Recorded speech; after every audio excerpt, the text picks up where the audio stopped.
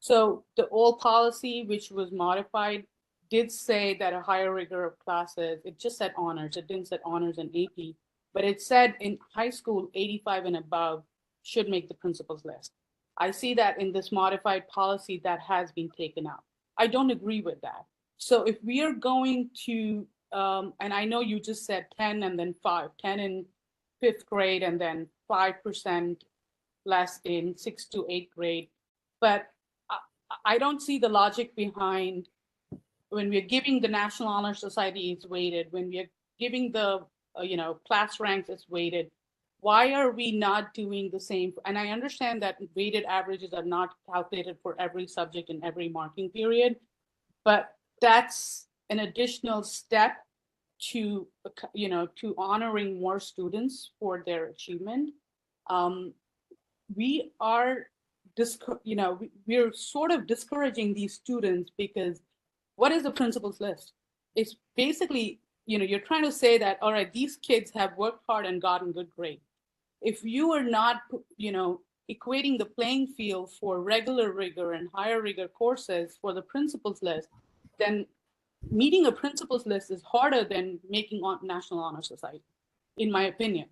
I feel like it's just, you've had these kids in honors and AP classes whose parents have come to us in the last year, where they may have missed in one subject and had 87 in maybe an AP bio class and did not make the principal. It's bio hard.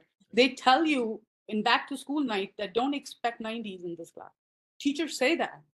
So I understand, I have kids who've taken higher rigor courses. It's hard to meet.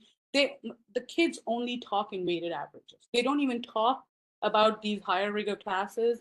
They'll tell you they got an 80, but then the very next second they'll tell you what they weighted, GPA for that class is. So why are we excluding? And I understand, I had heard the last committee meeting, policy committee meeting, where Dr. Higgins said no schools nearby do that. But that shouldn't stop us from doing it. It's an internal policy. It's what we choose to do as a school. And I don't feel that it is right that we are allowing for it in fifth grade. We are allowing it in sixth to eighth grade. And we were allowing it as per policy in high school, but we were just not procedurally following it. That's been the policy in the document, written policy forever, but we were not following it. And so now we're taking it out. I think the order is opposite. We should fix our processes, not stop honoring the students who, and back when this policy was written, there were very few students compared to the number of students today taking those AP and honor classes. So what that means in my mind is we're honoring fewer students in principal's list than we actually can.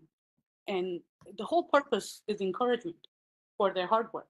So we're saying you take a higher rigor class, so you don't deserve that encouragement. You don't deserve to be in the principal's list because you're taking a higher level of the class. And then that student becomes a valedictorian. That student becomes a salutatorian. So what was the principal's list worth? So that's my opinion. I do not think we should be changing that part of the policy at all. And I welcome comments from anybody else on this committee.